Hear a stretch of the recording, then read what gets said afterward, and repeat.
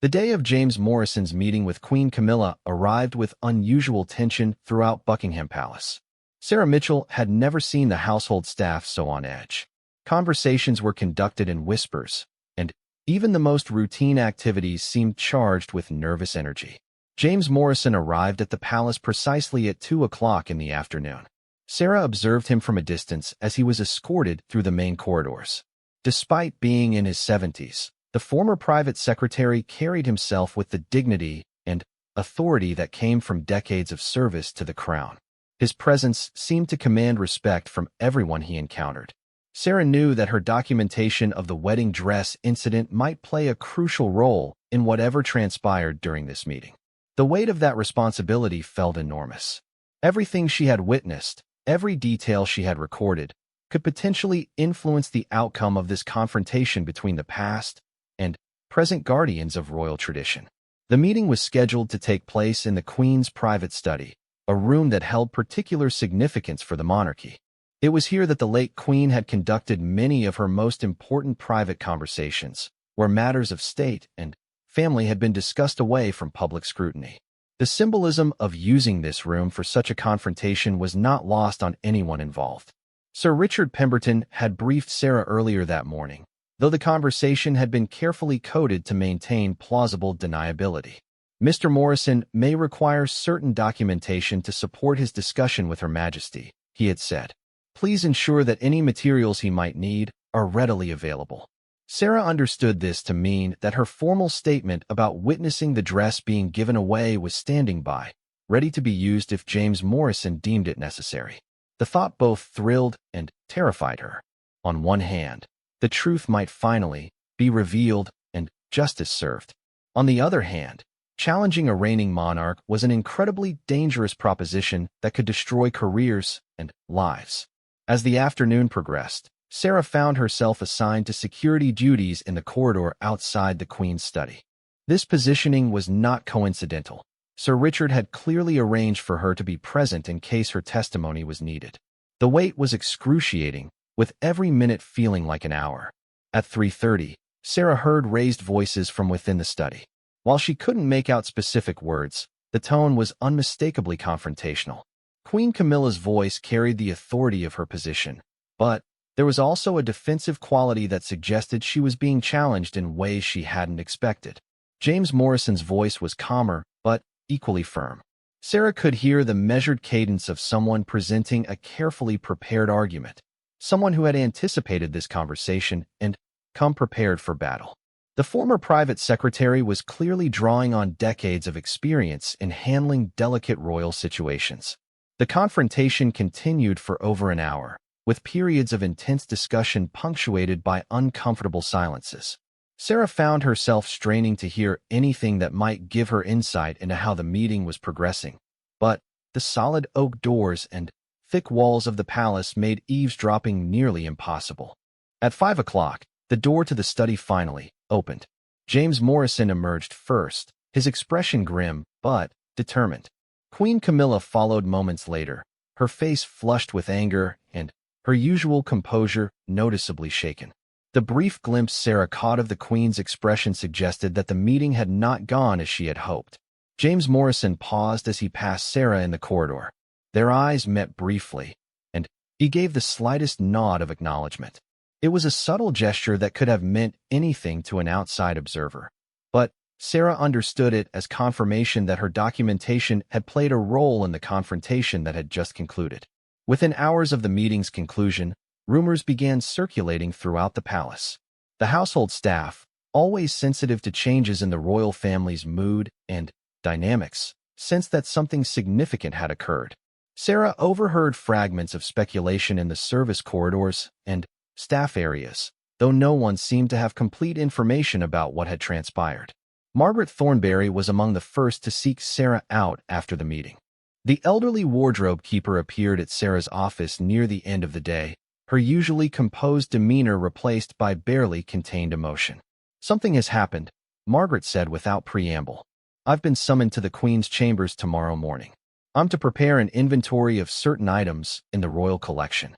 Sarah felt her heart rate increase. An inventory request so soon after James Morrison's confrontation could not be coincidental.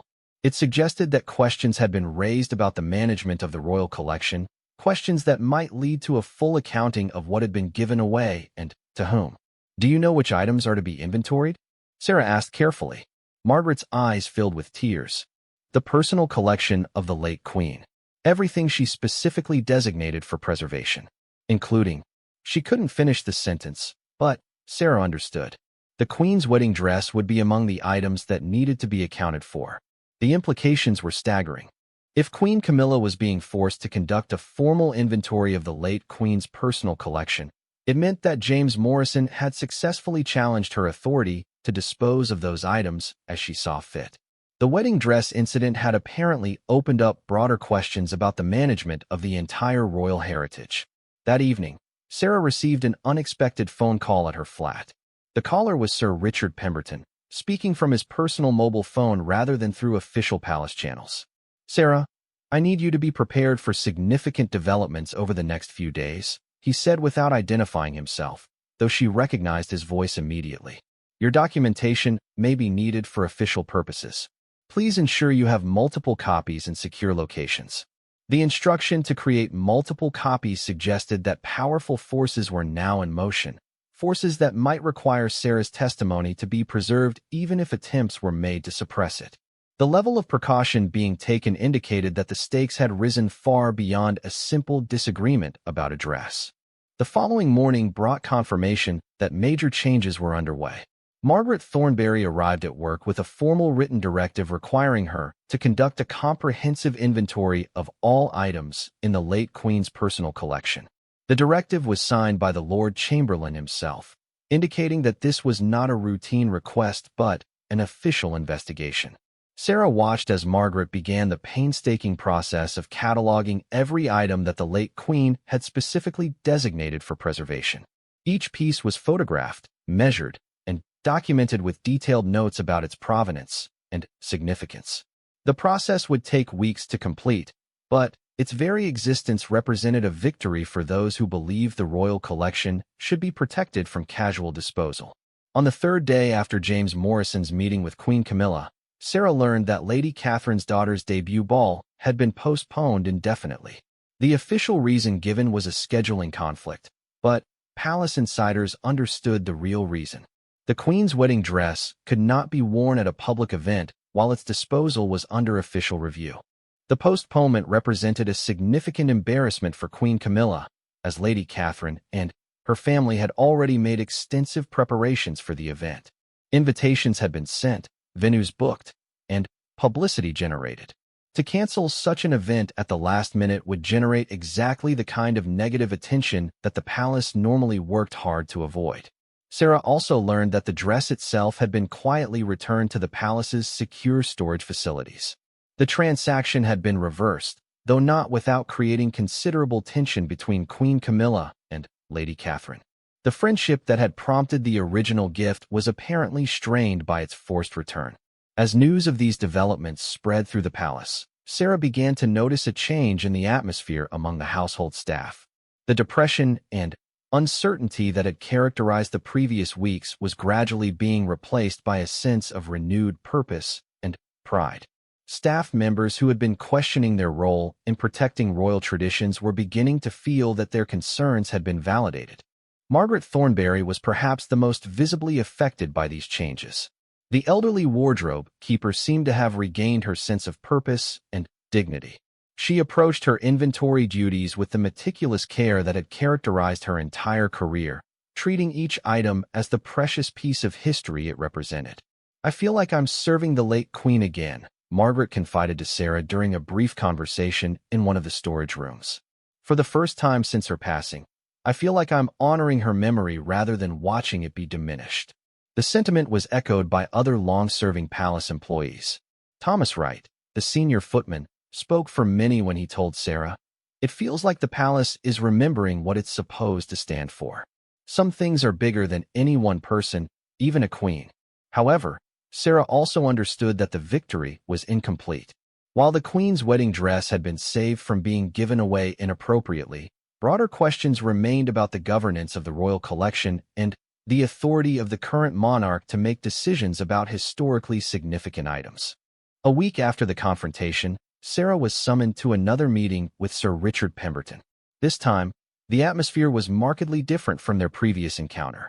Sir Richard appeared relieved, even optimistic, in a way that suggested positive developments were underway. "Sarah," he began, "I want to thank you for your professionalism and integrity throughout this difficult period. Your documentation and testimony have been instrumental in protecting the royal heritage." "Has the situation been resolved, sir?" Sarah asked. Sir Richard considered his response carefully. "Steps have been taken to ensure that certain mistakes will not be repeated. New protocols are being established for the management of the royal collection, protocols that will require broader consultation before historically significant items can be transferred or disposed of." The news represented a systemic solution to the problem that had been exposed by the wedding dress incident. Rather than simply reversing one inappropriate decision, the palace administration was implementing safeguards to prevent similar situations in the future. "There will also be a formal review of the late Queen's wishes regarding her personal collection," Sir Richard continued. "James Morrison will be serving as a special consultant to ensure that her intentions are properly documented and respected."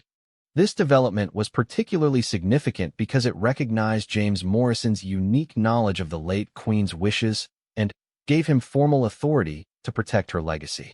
It represented a compromise between respecting the current Queen's authority and preserving the intentions of her predecessor. As Sarah left Sir Richard's office, she reflected on the extraordinary events of the past month. What had begun as her chance observation of an inappropriate transaction had evolved into a major reconsideration of how the royal collection should be managed. Her role as a witness had unexpectedly made her a guardian of royal tradition. The final resolution came 2 weeks later, when the palace issued a formal statement announcing the establishment of new protocols for the royal collection. While the statement was carefully worded to avoid any direct criticism of previous decisions, its implications were clear to those who understood the context. Sarah read the statement with a mixture of satisfaction and relief. The Queen's wedding dress would remain in the royal collection permanently, preserved as a symbol of the late Queen's marriage and the continuity of the monarchy.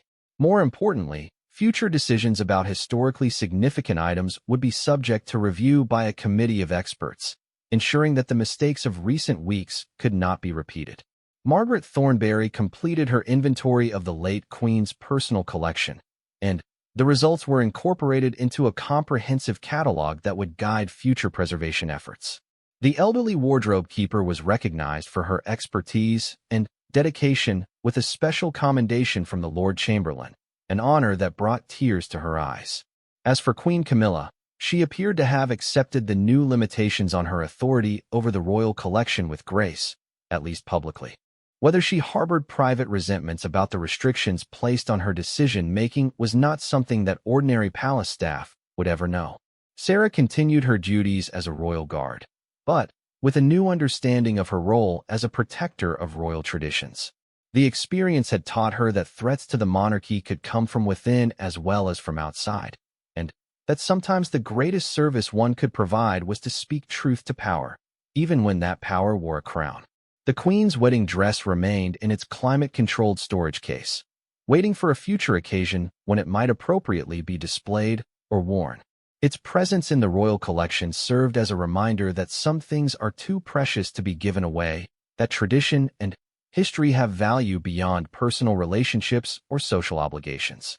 For Sarah Mitchell, the loyal royal guard who had witnessed the beginning of this crisis, the successful resolution represented validation of the principles that had guided her entire career. She had protected and served the royal family, not by remaining silent in the face of wrongdoing, but by ensuring that the truth was known and that appropriate action was taken. The palace returned to its normal routines, but with a renewed sense of purpose and dedication to preserving the traditions that made the monarchy meaningful. The crisis had tested everyone involved, but it had also demonstrated that the institutions and people committed to protecting royal heritage were strong enough to overcome even the most serious challenges. In the end, the Queen's wedding dress had become more than just a piece of historical clothing. It had become a symbol of the ongoing struggle between change and continuity, between personal authority and institutional responsibility. Its preservation represented a victory for those who believe that some things should remain sacred, that the guardians of tradition have a duty that transcends personal loyalty to any individual monarch. The story would be remembered by those who lived through it as a defining moment in the history of the current reign, a time when the palace community came together to protect the legacy of the past while shaping the direction of the future. For Sarah Mitchell, it would forever represent the moment when her quiet dedication to duty made her an unlikely but crucial defender of the crown she had sworn to protect. The morning sun cast long shadows across the marble floors of Buckingham Palace as Sarah Mitchell adjusted her crisp navy uniform. As the senior royal guard assigned to the Queen's private chambers, she had seen many things during her 15 years of service. But nothing could have prepared her for what she would witness on this particular Tuesday in March. Sarah had always taken pride in her position. Born in a small village outside Manchester, she had worked her way up through the ranks of the Royal Protection Unit. Her colleagues respected her sharp eye for detail and unwavering dedication to protecting the royal family. She knew every corner of the palace, every routine, every protocol that kept the monarchy safe and running smoothly. The Queen's private wing held special significance for Sarah. She had been personally selected by Her Majesty's private secretary to oversee security in these most intimate areas of the palace. The trust placed in her was immense, and she never took it lightly. Every morning, she would arrive an hour early to inspect the rooms, check the security systems, and ensure everything was perfect for the Queen's day. As she walked through the ornate hallways lined with centuries-old portraits, Sarah noticed unusual activity near the Queen's personal storage rooms. These chambers, located in a secure section of the palace, housed some of the monarchy's most precious personal belongings. Access was strictly limited to senior household staff, and, even then, only with proper authorization. Through the partially open door, she could see several figures moving about inside. This was highly irregular. The storage rooms were typically accessed only during scheduled inventory checks or when specific items were needed for official events. Sarah approached quietly, her training kicking in as she assessed the situation. Inside the room, she recognized Queen Camilla speaking in hushed tones with Margaret Thornberry, the head of the Royal Wardrobe Department. Margaret was a woman in her 60s who had served the royal family for over 3 decades. Her knowledge of the royal collection was encyclopedic, and her loyalty had never been questioned. "The measurements should be perfect," Camilla was saying, her voice carrying the authority that came with her position. Lady Catherine specifically requested something with historical significance for her daughter's debut season. Sarah's training had taught her to observe without being observed. She positioned herself where she could see into the room while remaining hidden behind one of the large oak doors. What she witnessed next would haunt her for weeks to come. Margaret was carefully lifting a garment from one of the climate-controlled storage cases. The dress was unlike anything Sarah had ever seen. Made of the finest silk and adorned with intricate beadwork, it seemed to shimmer even in the dim storage room lighting. The craftsmanship was extraordinary, with delicate lace details and pearl buttons that caught the light with every movement.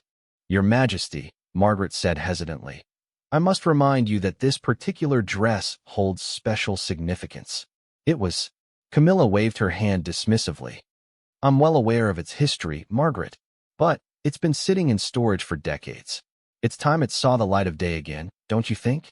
Lady Catherine's daughter will do it justice at her coming-out ball." Sarah felt a chill run down her spine. Even from her position outside the room, she could see the reverence with which Margaret handled the garment. This was clearly no ordinary dress. The way the elderly woman's hands trembled slightly as she folded it suggested she was handling something irreplaceable.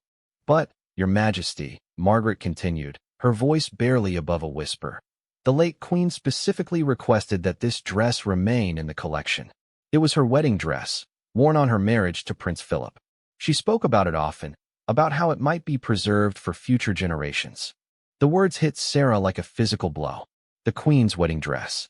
The same dress that millions had admired in photographs. The symbol of a love story that had captivated the world for over 7 decades. The dress that represented not just a personal moment for the late queen, but a piece of British history itself. Camilla's response was swift and definitive. "The late queen is gone, Margaret. I am queen now, and I decide what happens to the royal collection. Lady Catherine has been a dear friend for years, and her daughter deserves something special for such an important occasion. This dress will serve that purpose beautifully." Sarah watched as Margaret's face crumpled slightly. The older woman had served the late queen personally for many years. She had helped select and maintain the royal wardrobe, had been present for countless fittings and preparations. The bond between them had been one of mutual respect and affection. "Your Majesty," Margaret tried once more. "Perhaps there's another dress that would be suitable? We have many beautiful gowns in the collection that aren't quite so." "So what, Margaret?" Camilla's voice had taken on an edge that Sarah had never heard before. "So meaningful? So historically significant? That's exactly why it's perfect. Lady Catherine's daughter isn't just anyone. She's the daughter of one of England's oldest families, and she deserves to wear something that reflects that heritage." The justification rang hollow to Sarah's ears. She knew enough about royal protocol to understand that certain items in the collection were meant to be preserved as part of the nation's heritage. The Queen's wedding dress wasn't just a piece of clothing. It was a symbol of an era, a testament to a love story that had inspired millions. Margaret seemed to realize that further argument was futile. With visible reluctance, she began preparing the dress for transport. Sarah watched as the elderly woman wrapped the precious garment in acid-free tissue paper, her movements slow and reverent. Each fold seemed to cause her physical pain. "I'll need you to prepare the proper documentation," Camilla continued, her tone now businesslike. "Make sure everything is recorded appropriately. I don't want any questions about this later." The request for documentation struck Sarah as particularly troubling. In her experience, when royal family members requested specific documentation for transactions, it usually meant they expected scrutiny. Camilla was clearly aware that giving away the Queen's wedding dress would be controversial. As the preparations continued, Sarah found herself thinking about the late Queen. She had been privileged to serve during the final years of Her Majesty's life, and she had witnessed firsthand the Queen's deep connection to her personal belongings. The monarch had often spoken about the importance of preserving family heirlooms for future generations. Sarah remembered one particular conversation she had overheard between the Queen and her private secretary about the royal collection. The Queen had been very specific about certain items that were to remain in the family permanently. Her wedding dress had been mentioned explicitly as something that should be preserved in perpetuity as part of the royal heritage. The irony of the situation wasn't lost on Sarah. Here was Camilla, who had become queen only recently, making decisions about items that represented decades of tradition and history.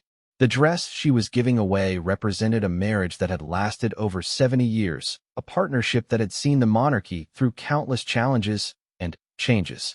As Margaret finished wrapping the dress, Sarah noticed tears in the older woman's eyes. Margaret had been more than just a wardrobe keeper. She had been a confidant to the late Queen, someone who understood the emotional significance of every item in the collection. To see something so precious being given away must have felt like a betrayal of everything she had worked to preserve. "The car will be here in an hour," Camilla announced. "I want this delivered personally to Lady Catherine's estate. And, Margaret, I trust this will remain between us until the young lady makes her debut. I want it to be a surprise." The request for secrecy confirmed Sarah's worst fears. Camilla knew that what she was doing would be controversial, possibly even scandalous if it became public knowledge. The instruction to keep it secret until after the dress had been worn was particularly calculating. Once it had been worn by someone else, it could never truly be returned to its original state. Sarah felt torn between her duty as a royal guard and her sense of what was right. Her job was to protect the royal family, but did that include protecting them from the consequences of their own actions? Should she report what she had witnessed, or should she maintain the silence that her position demanded? As she watched the precious dress being carried away from its storage location, Sarah made a decision that would change everything. She quietly retreated to her office and began documenting everything she had witnessed. Every word, every gesture, every detail of the transaction. She wasn't sure what she would do with the information, but she knew it was important to preserve an accurate record of what had happened. The implications of Camilla's actions extended far beyond a simple gift to a friend's daughter. The Queen's wedding dress represented continuity, tradition, and the unbroken chain of royal history. By giving it away, Camilla was severing that chain, making a decision that affected not just her own reign, but the legacy of those who came before her. Sarah also began to consider the legal implications. The royal collection wasn't exactly private property in the conventional sense. Many of the items were held in trust for the nation, and there were protocols governing how they could be used or disposed of. The Queen's wedding dress, with its historical significance, certainly fell into this category. As the morning progressed, Sarah continued her regular duties, but her mind kept returning to what she had witnessed. She found herself wondering about Lady Catherine's daughter, the young woman who would unknowingly be wearing a piece of history to her debut ball. Did she have any idea of the dress's significance? Would she care if she knew the controversy surrounding how it had been acquired? The more Sarah thought about it, the more troubled she became. This wasn't just about a dress. It was about respect for history, for the memory of the late Queen, and for the institution of the monarchy itself. The royal family's personal belongings weren't just possessions. They were symbols that belonged, in a sense, to the entire nation. By afternoon, Sarah had made another decision. She reached out discreetly to James Morrison, the late Queen's former private secretary, who had retired only months earlier. James had been privy to the Queen's wishes regarding her personal collection, and Sarah felt he needed to know what was happening. The conversation with James was brief, but illuminating. He confirmed Sarah's suspicions about the dress's significance and expressed deep concern about Camilla's actions. He revealed that the late Queen had specifically mentioned wanting the dress preserved for future royal brides, perhaps for a daughter or granddaughter who might want to honor that tradition. The Queen spoke about it many times, James told Sarah during their discreet meeting in a small cafe outside London. She saw it as a symbol of lasting love and wanted it to inspire future generations of the royal family. She never intended for it to be given away to someone outside the family. This revelation only deepened Sarah's sense of outrage. The late Queen's wishes were being completely disregarded, and there seemed to be no one in a position to stop it. The current royal household staff were all answerable to Camilla, and few would be willing to challenge her directly on such a matter. As evening approached, Sarah found herself walking through the palace corridors with a heavy heart.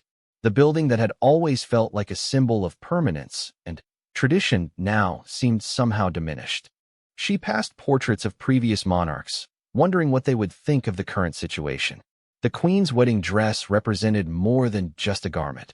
It represented values that seemed to be disappearing. In an age where everything seemed disposable, the dress had stood as a symbol of permanence, of love that endured, of traditions worth preserving. Its casual disposal to satisfy a social obligation felt like a betrayal of everything the monarchy was supposed to represent. Sarah's shift ended, but she found herself reluctant to leave the palace. Tomorrow would bring new challenges, new decisions about how to handle what she had witnessed. She knew that remaining silent made her complicit in what she saw as a terrible wrong, but speaking out could end her career and destroy her life. As she finally made her way home through the London streets, Sarah reflected on the oath she had taken when joining the Royal Protection Unit. She had sworn to protect and serve the royal family, but she had always assumed that meant protecting them from external threats. She had never considered that she might need to protect them from themselves, or protect the institution from the actions of its current occupants. The weight of her knowledge felt crushing. In her possession was information that could create a major scandal for the royal family, but using it would violate every principle of discretion and loyalty that her position demanded. She was caught between her duty and her conscience, with no clear path forward. The story of the Queen's wedding dress was far from over. But for Sarah Mitchell, the loyal royal guard who had witnessed its beginning, the real challenge was just starting. The decisions she made in the coming days would determine not just her own future, but potentially the future of the monarchy itself. 3 days had passed since Sarah Mitchell witnessed the Queen's wedding dress being prepared for transport, and the knowledge weighed heavily on her mind. She had barely slept, spending her nights staring at the ceiling of her modest London flat, wrestling with the moral implications of what she had seen. The palace continued its daily routines around her, but Sarah felt like she was living in a different world. Every conversation with colleagues felt strained. Every interaction with senior household staff felt loaded with unspoken tension. She found herself studying faces, wondering who else might know about the dress, who else might be troubled by what had happened. Margaret Thornberry had been particularly difficult to watch over the past few days.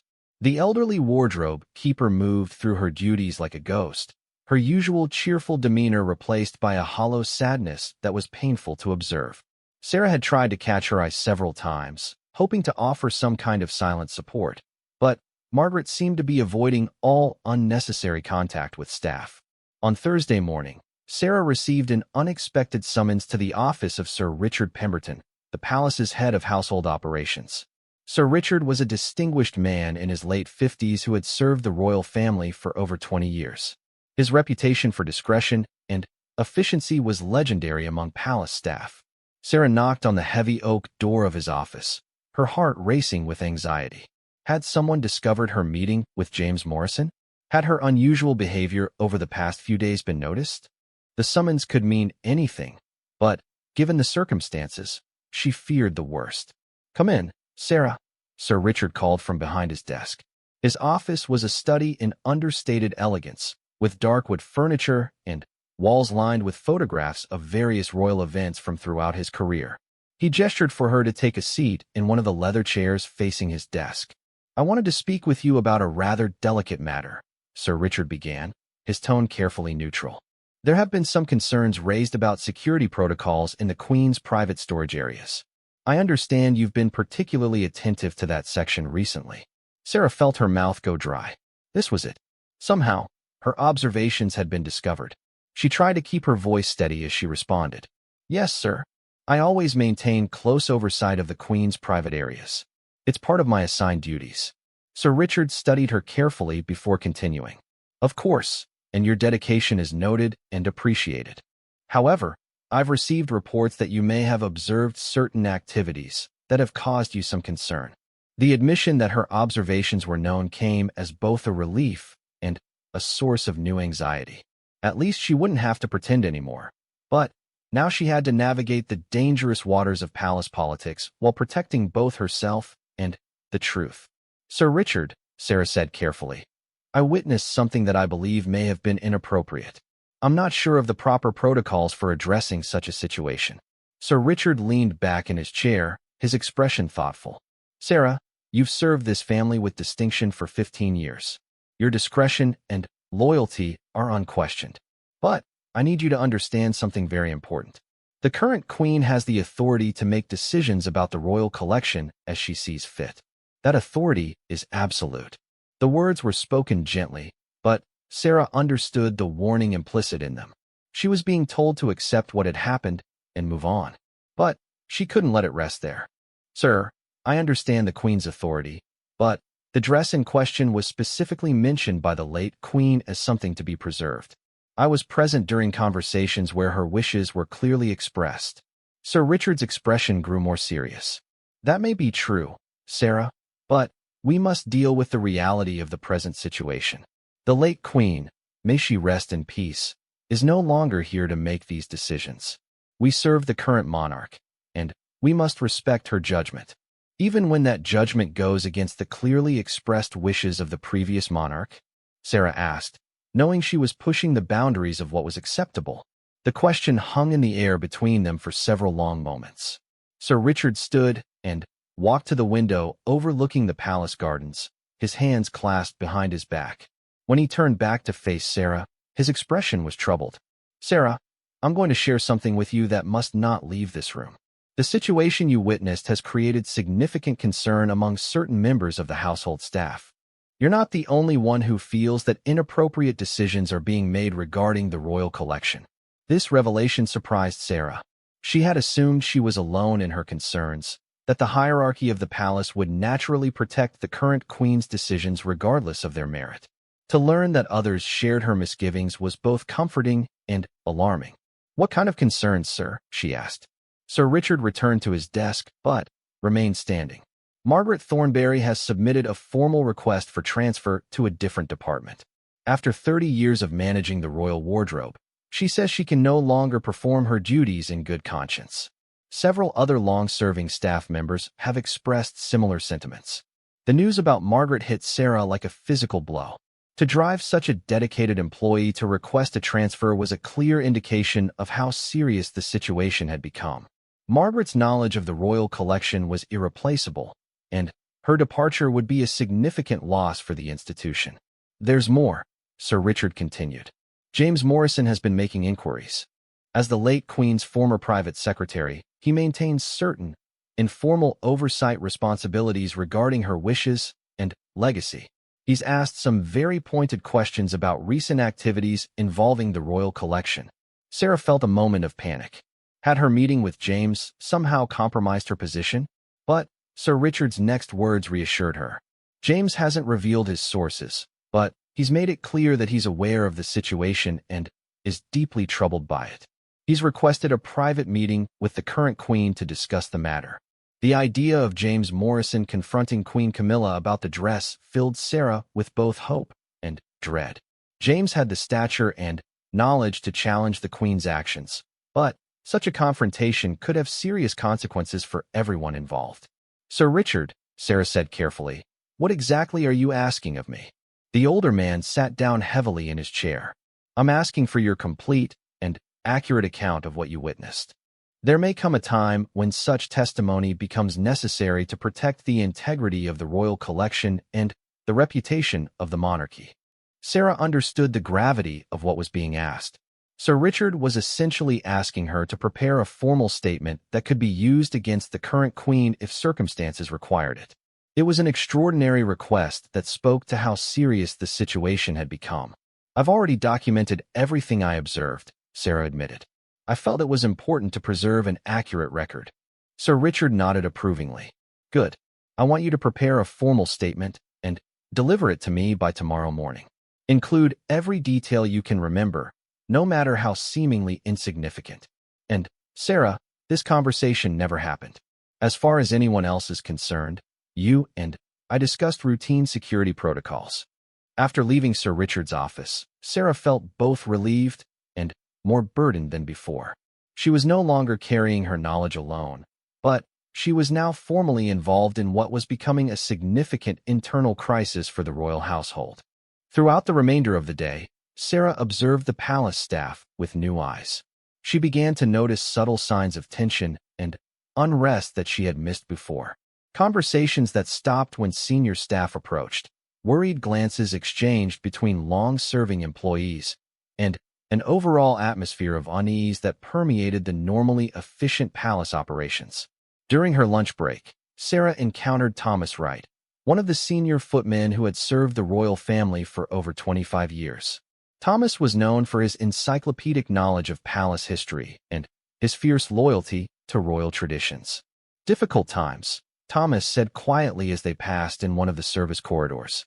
It was an innocuous comment that could refer to anything, but his meaningful look suggested he was aware of the current tensions. "Indeed," Sarah replied carefully. Thomas glanced around to ensure they weren't being observed before speaking again. "Some of us remember when service meant protecting the crown from all threats, internal and external. These days, it's harder to know where the real threats are coming from." The comment was cryptic, but clearly referred to the current situation. Sarah realized that the unrest within the palace staff was more widespread than she had imagined. The actions regarding the Queen's wedding dress had apparently awakened concerns about the direction of the monarchy under its new leadership. That evening, Sarah worked late into the night preparing her formal statement for Sir Richard. She included every detail she could remember, from the exact words spoken by Queen Camilla to Margaret's obvious distress at being forced to participate in the transaction. She described the care with which the dress had been handled and the historical significance that made its disposal so troubling. As she wrote, Sarah found herself reflecting on the broader implications of what had happened. The Queen's wedding dress wasn't just a symbol of the late Queen's marriage.